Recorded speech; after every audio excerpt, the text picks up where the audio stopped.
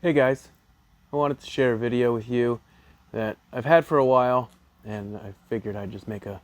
quick little video. I have a Raspberry Pi installed on my ceiling of my garage, connected to a 4 switch relay, which I'm only using 2 of, and I wired the relay to both of the garage doors opener buttons. I kind of cross-wired them into each garage door so I could program the Raspberry Pi to open my garage doors or close them if I want to. At the same time, you can get some pretty inexpensive reed switches or magnetic switches that I wired. You can see this wire on the ceiling to each of the doors. You can see right there, just a magnetic switch on that door and on that door, and basically when the circuit is closed, it tells the Raspberry Pi that my